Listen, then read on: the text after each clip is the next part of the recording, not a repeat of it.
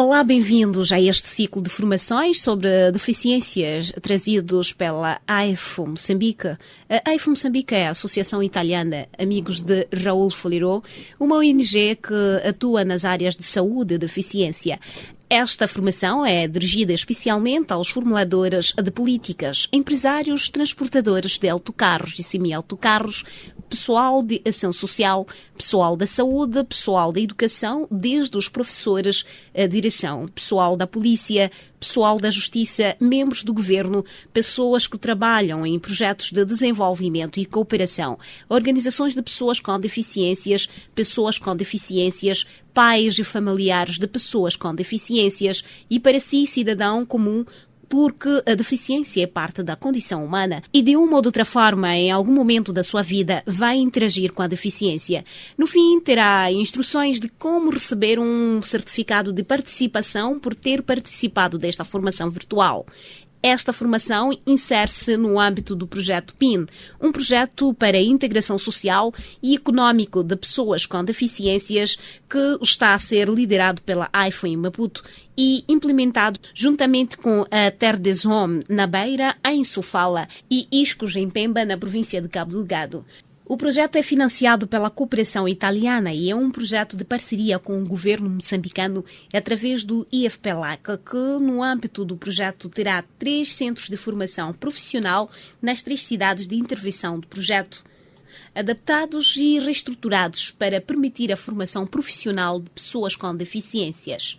Esta formação é uma tradução e dublagem em português do ciclo de formação do projeto Bridging the Gap 2. Esta versão, em língua portuguesa, é dirigida pelo oficial de comunicação da AIFO, Stélio Inácio, e difere da original por algumas partes redundantes e irrelevantes terem sido retiradas. Temos mantido apenas as perguntas relevantes, mas o conteúdo e as ideias expostas são da inteira responsabilidade dos oradores originais. Bridging the Gap 2 é um projeto com fundos europeus, coordenado pela FIAP, Fundação Internacional e Ibero-Americana de Administração e Políticas Públicas, financiado por 3 agências de desenvolvimento, as agências de cooperação espanhola, a italiana e austríaca. E são parte do projeto também 2 ONGs internacionais, o Fórum Europeu da Deficiência e o Consórcio Internacional para a Deficiência e Desenvolvimento, IDDC. Este ciclo de formação na versão em inglês é apresentado pela Alessia Rugai, coordenadora de conhecimento, gestão e aprendizagem do projeto Bridging the Gap. Bridging the Gap visa contribuir para a inclusão socioeconómica, a igualdade e a não discriminação de pessoas com deficiências por meio de soluções e políticas inclusivas. A 9ª sessão de hoje é sobre acesso à saúde e inclusão de pessoas com deficiências nos serviços de saúde. Vou passar a palavra à nossa oradora, Alessandra Arezzo. Atualmente, Alessandra trabalha na Humanity and Inclusion, anteriormente Handicap International, como líder de política de saúde inclusiva. Antes de assumir essa posição global, trabalhou como diretora nacional do programa HI China de 2013 a 2017 e, a partir dessa posição, liderou a ação de HI a nível nacional em direitos e saúde sexual e reprodutiva, saúde mental, violência de género e reabilitação. Antes de 2013, trabalhou como consultora de SRHR-GBB e em educação sexual abrangente para ONGs, agências da ONU e instituições académicas na Itália, China, Haiti e Reino Unido.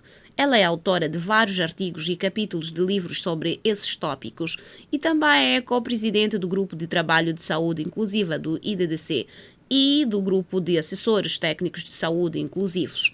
Então, muito obrigado, Alessandra. Dou-lhe a palavra e todos aproveitem a sessão. Muito obrigada.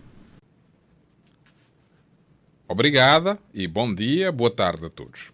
Sei que alguns de vocês têm estado a aprender sobre deficiência e inclusão em relação a outros tópicos, não necessariamente especificamente em relação à saúde. Pode haver mais especialistas em saúde e menos em deficiência. Então, minha escolha, para começar, é fornecer uma breve introdução sobre o que significa deficiência e quais são os principais conceitos aos quais iremos nos referir durante este webinar e depois mergulhar em uma discussão mais específica sobre acesso à saúde. Então, eu começaria com a referência de como as discussões sobre deficiência vêm mudando ao longo dos anos e como nas últimas décadas a abordagem à deficiência mudou. Neste primeiro slide, as 3 primeiras abordagens às quais podemos nos referir são o modelo de caridade, o modelo médico e o modelo social que aparecem aqui destacados. Agora, em vez de dizer-vos e resumir o que isso significa, modelo de caridade, modelo médico e modelo social, eu gostaria de usar as palavras de algumas das pessoas às quais entrevistamos ao longo dos anos e às quais se referiram à deficiência seguindo classes, modelos. Portanto, quando discutimos sobre modelos de caridade, geralmente falamos sobre pessoas com deficiências sendo consideradas pobres e desamparadas. De facto, uma das pessoas com quem discutimos sobre a deficiência expressou sua opinião sobre pessoas com deficiências nesses termos, dizendo que pessoas com deficiências são pobres e desamparadas e precisamos colocar dinheiro de lado para ajudá-las porque elas são um fardo para a sociedade. E com essa abordagem, é claro, as pessoas com deficiência estão muito longe de serem consideradas membros ativos da sociedade e essa abordagem é claramente uma barreira em direção a uma inclusão completa de pessoas com deficiências. O modelo médico, no entanto, também é um modelo que não suporta a inclusão total de pessoas com deficiências nas sociedades, porque, como um dos nossos colaboradores compartilhou, vemos que o número de pessoas amputadas por causa de acidentes está a subir e isso é um problema terrível, porque não temos próteses suficientes para todos. Portanto, se observarmos a deficiência dessa perspectiva, focaremos apenas na limitação da pessoa que teve uma perna amputada ou um braço não sendo completa, não tendo um corpo ou mente funcionando de acordo com os padrões em que estamos habituados. E esses modelos, o modelo de caridade e o modelo médico, são difundidos há muito tempo. Quando olhamos para o modelo social, no entanto, olhamos para um modelo que examina não apenas a deficiência por si e o status da pessoa com deficiência em relação à sua saúde, mas também o contexto geral e o ambiente onde a pessoa mora. E para lhe dar outro relatório, um vizinho ou uma pessoa com deficiência compartilhou conosco. Ontem, minha vizinha foi registrar o seu filho na escola primária e ficou muito decepcionada quando o diretor não teve tempo e deu-lhe informações em um folheto impresso e não explicou nada verbalmente. Minha vizinha é cega. Isso significa que o ambiente ao redor da pessoa não estava oferecendo comunicação ajustada à pessoa, neste caso, uma pessoa com deficiência visual. E, nesse caso, o ambiente estava representando enormes barreiras para acessar informações que seriam facilmente compreensíveis para a pessoa se as ferramentas de comunicação fossem adaptadas. Então, isso é apenas para dizer que ao longo dos anos muita coisa mudou na maneira como discutimos já a deficiência e isso é a razão pela qual eu as mencionei. É porque, é claro, a maneira como encaramos a deficiência e a maneira como as pessoas com deficiência são percebidas faz a diferença quando queremos promover os direitos das pessoas com deficiências e queremos, nesse caso, promover o direito à saúde das pessoas com deficiências.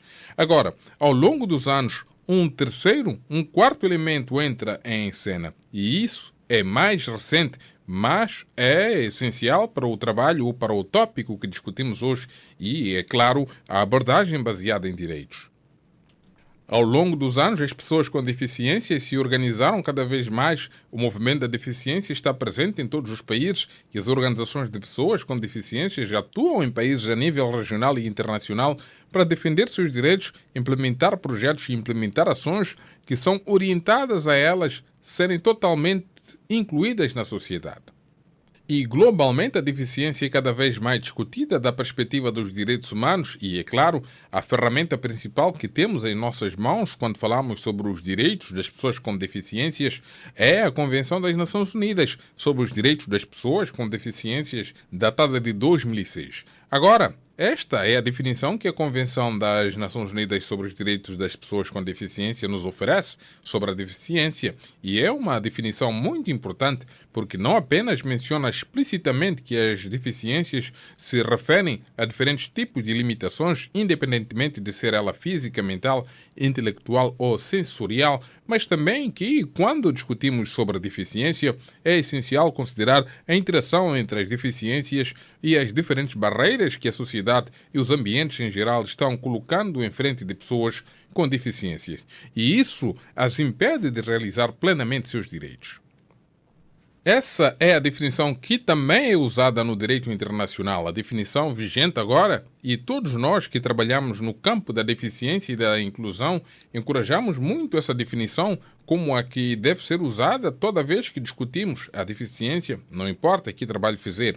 Saltando para a saúde e mergulhando um pouco mais na saúde, é importante dizer que, entre os muitos artigos da Convenção, o artigo 25 é totalmente dedicado à saúde. E é importante destacar isso, porque o artigo que veremos neste slide e no próximo destaca realmente os principais elementos relacionados aos direitos à saúde, não apenas o compromisso dos países que assinaram a Convenção, mas também quais são realmente as responsabilidades dos países, sabendo que, quando falamos em saúde, falamos não apenas sobre saúde como serviços em geral, mas especificamente também sobre serviços de reabilitação. Portanto, este é um momento muito importante para destacar que a reabilitação faz parte da saúde.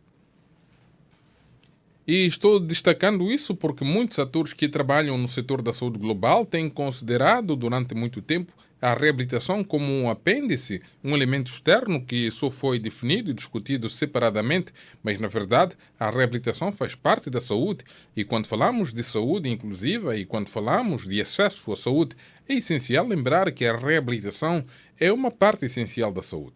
Agora, quando a Convenção refere-se aos direitos das pessoas com deficiências de acessar à saúde, informações e serviços, ela também nos lembra o que significa acesso à saúde.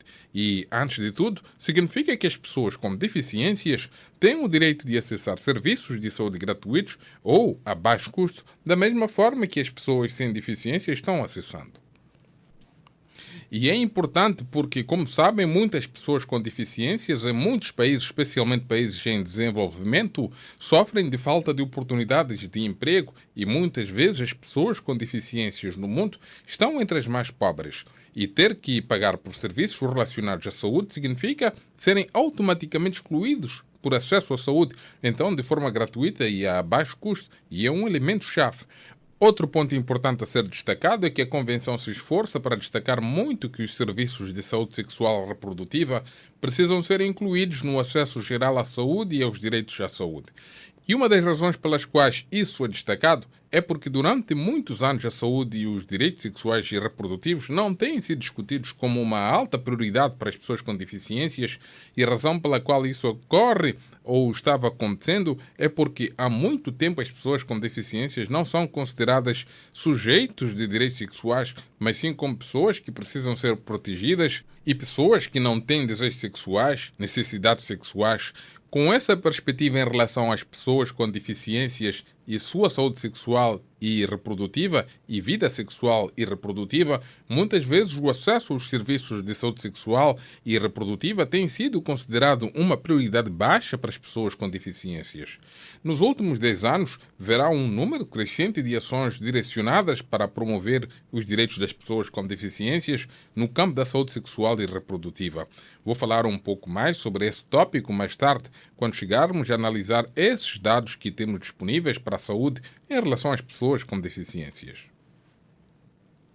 Outros elementos-chave deste artigo 25 referem-se ao fato de que não apenas as pessoas com deficiências têm direito a acessar serviços de saúde, que são serviços gerais de saúde, que são necessidade comuns de todos, mas também serviços específicos que eles realmente precisam relacionados à sua deficiência, e isso também é importante. Outro elemento muito importante está relacionado ao fato de que muitas vezes a maioria das pessoas com deficiências vive em áreas rurais nos países em desenvolvimento e, portanto, é importante que esses serviços que chamaremos para o restante da discussão de serviços inclusivos estejam perto das comunidades em que as pessoas vivem e principalmente para as pessoas com deficiências, se estamos falando de deficiências físicas, transporte e mobilidade podem ser um problema e não apenas porque os serviços de transporte não estão disponíveis, mas também porque podem custar dinheiro e, em seguida, a questão da pobreza volta para nós.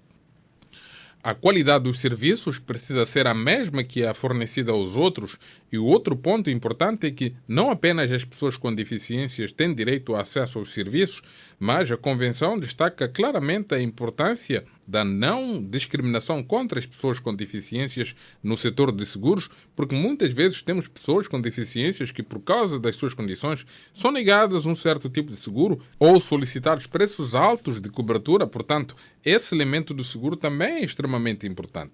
Juntamente com isso, a recusa de serviços e cuidados médicos precisa ser evitada e proibida, mas podem se surpreender ao encontrar esse elemento tão explicitamente na Convenção, mas se trabalharem um pouco no campo da saúde e da deficiência, poderão descobrir que muitas vezes a discriminação contra pessoas com deficiência no acesso a serviços de saúde é mais comum do que imaginam. Adiante mostrarei um pouco mais sobre qual é a situação das pessoas com deficiências em relação ao acesso a informações e serviços de saúde de qualidade e as barreiras que normalmente discutimos e que as pessoas com deficiências enfrentam ao acessar informações de saúde de qualidade e serviços. Ressalto a importância das informações e serviços aqui, porque a falta de acesso às informações impede automaticamente o acesso aos serviços em si, portanto não pode ser esquecido. Há que destacar sob este prisma que, primeiro, precisamos lembrar quantas pessoas com deficiência existem no mundo, que, segundo a OMS, entre 15% a 20% da população tem uma deficiência ou vive com múltiplas deficiências e 80% vive em um país em desenvolvimento. Gostaria que tivesse esses dados em mente, especificamente porque quando discutirmos como alcançar os Objetivos de Desenvolvimento Sustentável e especificamente o Objetivo 3 sobre acesso à saúde, esses números serão extremamente relevantes para discutir como o acesso limitado à saúde de pessoas com deficiências pode limitar a ação do Objetivo 3. Mas, mantendo-se nas barreiras e disparidades de acesso às informações e serviços de saúde de pessoas com deficiências, sabemos da OMS que as pessoas com deficiências têm pelo menos 2 vezes mais chances de encontrar habilidades e instalações de profissionais de saúde não adequadas. É 3 vezes mais provável que lhes seja negado atendimento médico, 4 vezes mais provável a serem maltratados em unidades de saúde e também sabemos que mais de 50% das pessoas com deficiência no mundo não podem pagar por assistência médica e mais de 50% das pessoas com deficiência têm uma necessidade não atendida de reabilitação. Esses dados são provenientes do Relatório Mundial sobre a Deficiência, que já tem alguns anos. Portanto, informações adicionais são fornecidas pelo Relatório Principal das Nações Unidas sobre Deficiência e Desenvolvimento, publicado no final de 2018. Essa edição de dados informa hoje apenas 6 países têm leis explícitas que garantem o acesso à saúde de pessoas com deficiências. Se examinarmos os dados que a pesquisa produziu, as pesquisas mais recentes sobre acesso à saúde das pessoas com deficiências, descobrimos que 42% das pessoas com deficiências percebem que sua saúde é má, contra apenas 6% das pessoas sem deficiências percebendo que sua saúde é má. Também sabemos que a percentagem de pessoas com deficiências que percebem sua saúde como má sobe para 80% nos países com um PIB mais baixo e cai para 20% nos países com um PIB alto.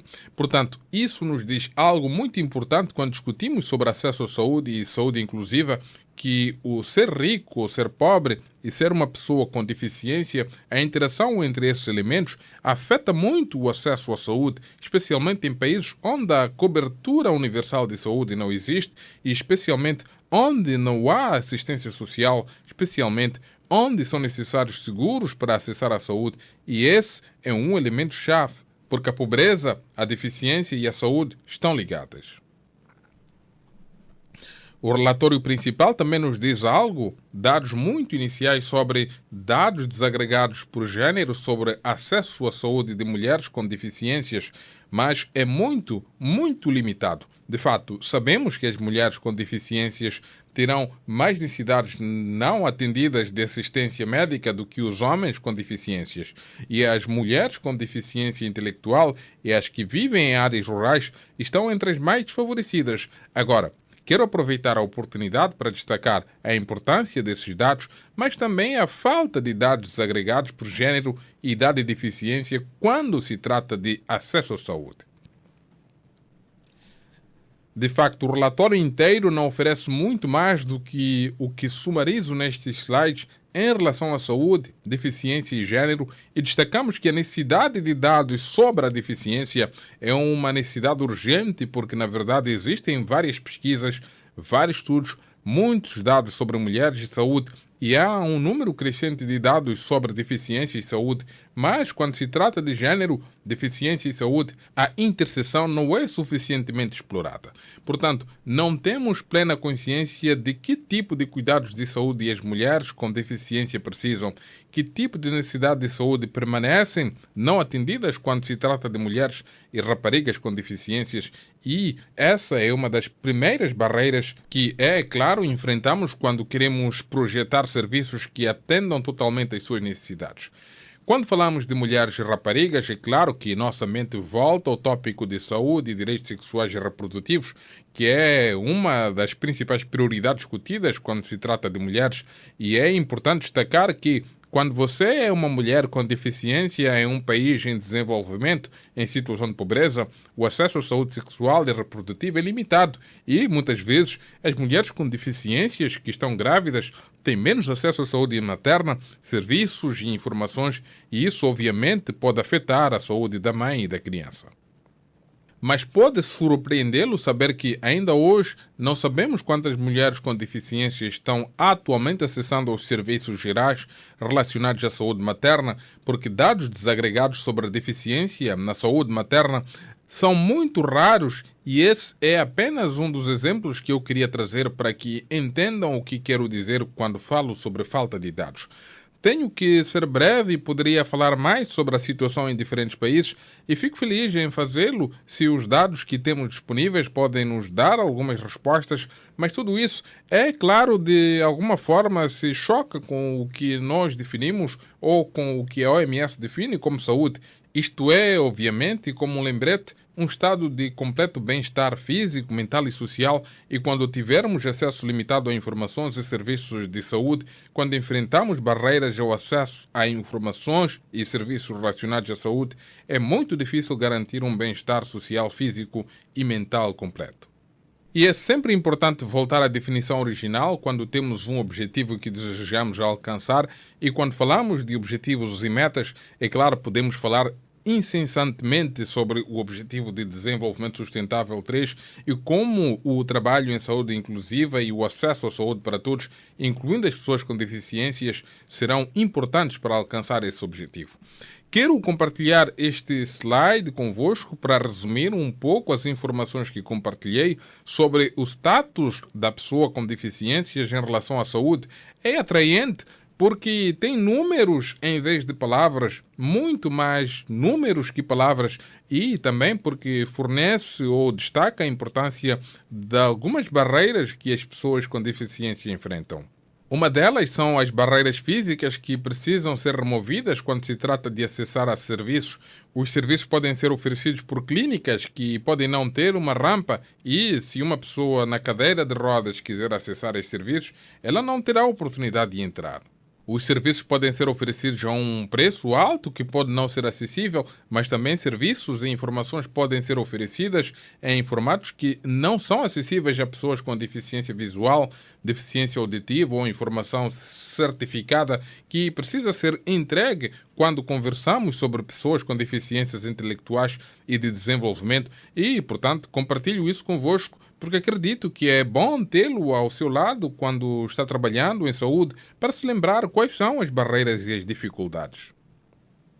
Este slide não fala sobre um aspecto que também é importante destacar, que é a violência de gênero, que obviamente está relacionada à saúde e vai além da saúde, mas é importante trazê-la para esta discussão porque não somente as vítimas de violência baseada no gênero podem desenvolver deficiências e incapacidades como resultado de abuso e maus tratos, mas também porque a violência baseada no gênero é um daqueles aspectos que afeta o acesso à saúde no geral. E nos casos de acesso a informações e serviços de saúde, não apenas as pessoas com deficiência estão muito mais expostas e vulneráveis à violência do gênero, tanto em adultos quanto em crianças, mas também têm acesso limitado aos serviços básicos relacionados à violência baseada no gênero. E esse é um elemento que também precisa ser trazido para a discussão quando se fala em acesso à saúde. Então, a questão agora é: Por que a questão é tão difícil? Por que tantas barreiras são enfrentadas por pessoas com deficiências? É importante perguntar por quê. Porque esse é o primeiro passo para encontrar soluções, ou melhor, o trabalho que estamos fazendo quando discutimos sobre o acesso à saúde. É claro que esta lista desses pontos não é limitada e apenas destaca alguns pontos que quero destacar ou discutir com vocês, mas é claro que existem muitos outros. No entanto, uma das principais razões pelas quais as pessoas com deficiência têm dificuldades em acessar serviços e informações de saúde é, obviamente, porque, ao nível do país, em muitos países, as políticas de saúde não são inclusivas à deficiência e sabemos que, quando a deficiência não é totalmente explicitamente incluída em nossas políticas, é muito difícil que os serviços sejam oferecidos e implementados de maneira inclusiva e que as mudanças nas políticas sejam realmente uma das etapas importantes que sempre devemos considerar quando discutimos sobre o acesso à saúde. Como eu disse, os serviços geralmente não são inclusivos. O que isso significa na realidade? Isso significa que a maioria dos profissionais de saúde não são formados em deficiência e inclusão, e isso significa que eles podem mostrar algumas barreiras atitudinais, podem se tornar uma barreira para as pessoas com deficiências para acessarem os serviços, mesmo se o serviço estiver disponível na área onde elas moram. Eu vou dar um exemplo, voltando à questão da saúde sexual e reprodutiva. Muitas pessoas estão convencidas há tantos anos que, como dissemos, as pessoas com deficiências não têm direitos sexuais e não são sexualmente ativas. Eles não podem engravidar ou ter filhos, ou se o fazem é por causa da violência, porque ninguém se sentiria atraído por uma pessoa com deficiência. Todas essas ideias criam uma atitude discriminatória em relação a mulheres e homens com deficiências que buscam informações e serviços de saúde sexual e reprodutiva. E se não formarmos nossos prestadores de serviço para olhar as pessoas com deficiências, como todo mundo, como qualquer outro cliente, qualquer outro paciente que esteja procurando serviços, o resultado é que as necessidades das pessoas com deficiências serão ignoradas, negligenciadas ou simplesmente uma solicitação de serviços será negada. E é por isso que é tão importante investir em formação de profissionais de saúde em todo o mundo, e isso pode ser feito de várias maneiras. Podemos discutir isso mais tarde, mas além do nível dos formuladores de políticas, o nível de provisão de serviços é no segundo nível. Precisamos focar nossa atenção quando discutimos sobre deficiência, inclusão e acesso à saúde. Porque, claro, quando os sistemas de saúde não são inclusivos, o acesso à saúde para todos não é traduzido na prática. Também mencionamos os limitados dados desagregados disponíveis até o momento. E se não tivermos dados, não teremos como advogar a saúde inclusiva da deficiência para impulsionar nossa agenda sobre a deficiência e a saúde inclusiva para os formuladores de políticas, para que os dados continuem sendo elementos cruciais que precisamos ter em mente.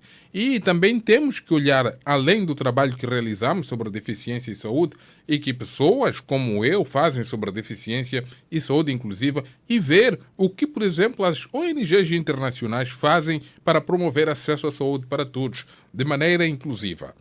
E se olhar de perto, descobrirá que a maioria das intervenções de saúde globais implementadas hoje pelas principais ONGs não incluem a deficiência. Às vezes, devido à falta de dados desagregados por deficiência, eles nem sabem se estão alcançando pessoas com deficiências ou não. Mas, na maioria dos casos, porque as pessoas com deficiência vivem em áreas remotas, são difíceis de alcançar, às vezes não procuram os serviços, porque sua demanda foi frustrada no passado. Elas não são fáceis de alcançar e o resultado é que eles são deixados para trás. Por que isso acontece? Sabemos que agora existem muitos fundos para a saúde global oferecidos por grandes doadores e a saúde global é uma das principais áreas em que trabalhamos e a falta de grandes intervenções inclusivas na área de saúde global caminha lado a lado com a falta de fundos totalmente dedicados à saúde inclusiva quando se trata de acesso à saúde para pessoas com deficiências. E estou dizendo isso porque se você olha como um exemplo de como explico minha afirmação é que, se olhar para o principal pedido de propostas que os doadores lançam, que os principais doadores lançam regularmente sobre a saúde global, percebemos que a deficiência e a inclusão nem sempre são explicitamente mencionadas e não estão listadas entre os requisitos essenciais que os implementadores dos projetos devem incluir pessoas com deficiência. Portanto, esses são alguns dos motivos e são alguns dos elementos que é importante ter em mente quando discutimos o acesso à inclusão na saúde e na deficiência. No final da apresentação, também darei algumas dicas e recomendações sobre como podemos trabalhar nos porquês e sugestões para melhorar um pouco a situação. Isso é apenas um lembrete, mas já mencionamos o objetivo número 3 de desenvolvimento sustentável é o nosso objetivo e é nosso elemento, juntamente com o artigo 25 da Convenção sobre os Direitos das Pessoas com Deficiências, que trabalhará de mãos dadas com as principais organizações que estão trabalhando em projetos globais de saúde para atingir o objetivo número 3 e com a parceria entre os atores focados na deficiência e os principais atores globais da saúde. Mas o que significa a inclusão da deficiência? O que significa a saúde inclusiva para a deficiência? Quando falamos sobre a inclusão da deficiência e saúde inclusiva, referimos, é claro, a 3 princípios fundamentais: participação, igualdade e não discriminação e acessibilidade.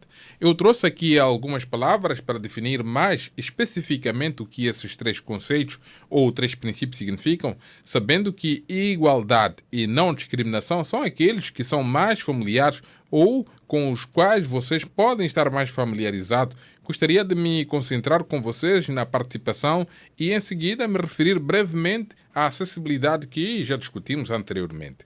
Então, em relação à participação, o que isso significa?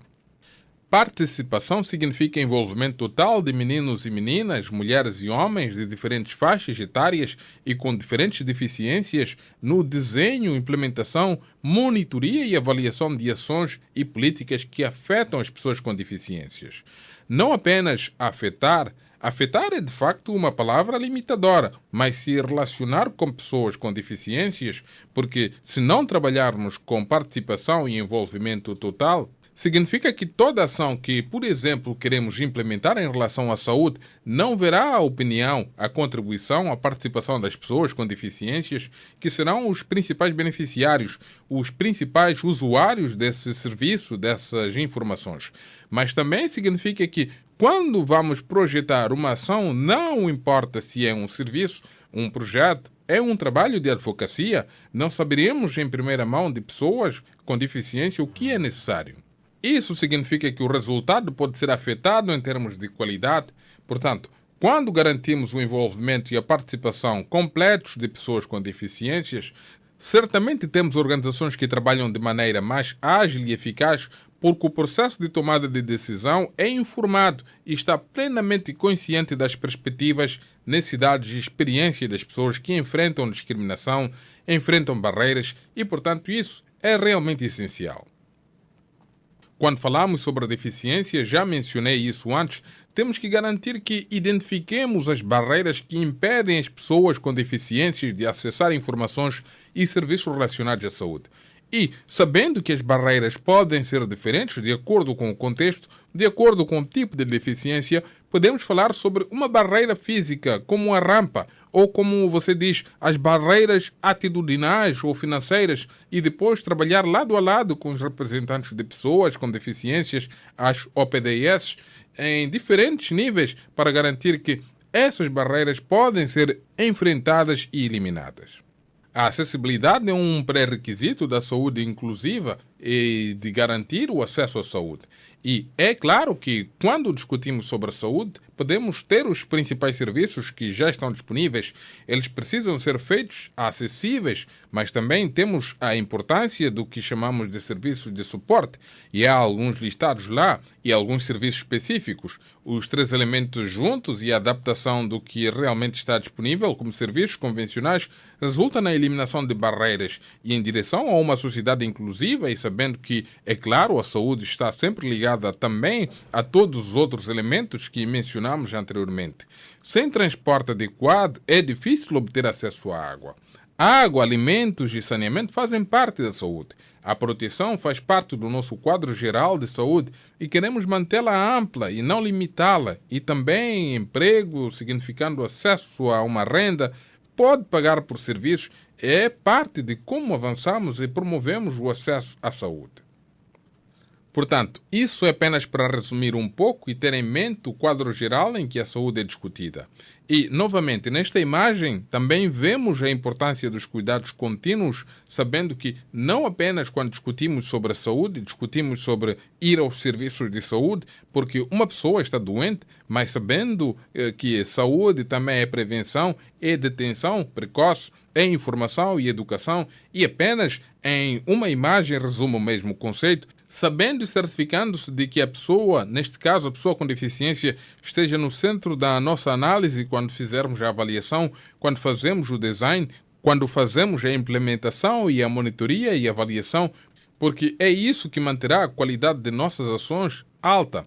E, novamente, quando falamos sobre qualidade e critérios de qualidade, este slide também resume os elementos que já mencionamos, que vão da acessibilidade à adaptabilidade e participação, qualidade técnica dos serviços, não discriminação.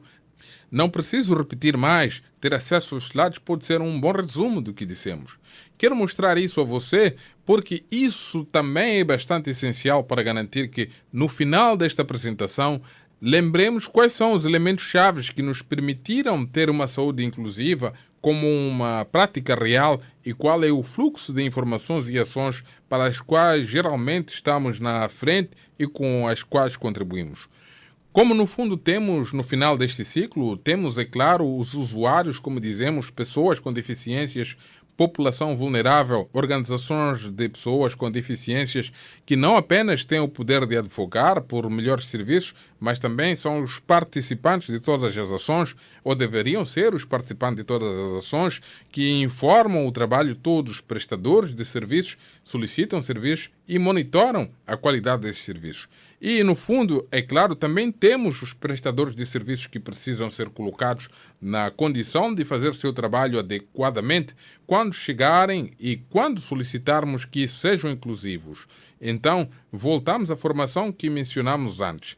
E a troca de informação entre esses três atores, no nível da formulação de políticas, no nível do provedor de serviços e no nível do usuário, no nível do comitê, é a interação que sempre temos que monitorar quando tentamos promover a saúde inclusiva da melhor maneira possível. Nenhum desses elementos pode ser retirado se queremos ter uma abordagem completa da saúde inclusiva. E isso, é claro, resume o fato de que todos esses elementos juntos nos dão o poder de trabalhar em saúde inclusiva de maneira completa e abrangente. Pergunta de Malak. Muito obrigada, Alessandra, pela excelente apresentação. Meu nome é Malak, do Centro Etíope de Segurança e Desenvolvimento. Serviços de saúde inclusivos também são uma das nossas prioridades. Muitas vezes, quando implementamos programas, vemos diferenças como argumentos concorrentes, primeiro nos provedores dos serviços, onde as pessoas dizem que formar os provedores de serviços em linguagem de sinais preencheria a lacuna de comunicação entre clientes surdos e prestadores de serviços. Por outro lado, as pessoas dizem que não, já que isso é uma coisa muito sensível, não precisamos comprometer o nível de comunicação. Por isso, temos que contratar intérpretes de linguagem de sinais. Existe alguma literatura, alguma experiência que resolveria esses dois argumentos concorrentes globalmente? Muito obrigada. Aborda um tópico muito importante que é como garantir às pessoas com deficiência, neste caso as pessoas com deficiência auditiva, a privacidade, a independência quando acessam e solicitam serviços. E é um desses elementos que vem com o respeito e dignidade para a pessoa com deficiência, mas também para garantir que eles possam ser independentes, porque apenas para estender um pouco a sua pergunta e compartilhar algo que possa ser relevante para todos, às vezes vemos pessoas com deficiência auditiva chegando aos serviços acompanhadas por um membro da família, mas não podemos assumir que a pessoa sempre pode estar totalmente protegida nos direitos de acessar a saúde, sendo acompanhada por um membro da família, e às vezes os membros da família são muito protetores e às vezes sua decisão vem vêm em vez da decisão da pessoa com deficiência, pensando que elas estão fazendo isso no melhor interesse da pessoa com deficiência, mas, na realidade, criando filtros e barreiras, limitamos a autonomia e total independência das pessoas com deficiências no que diz respeito ao acesso à saúde. Então, eu disse que posso olhar na literatura para responder melhor a sua pergunta, mas eu diria que o elemento principal aqui é garantir que o melhor serviço seja garantido para a própria pessoa. Obrigada a todos que nos acompanharam e chegamos ao fim da nossa formação.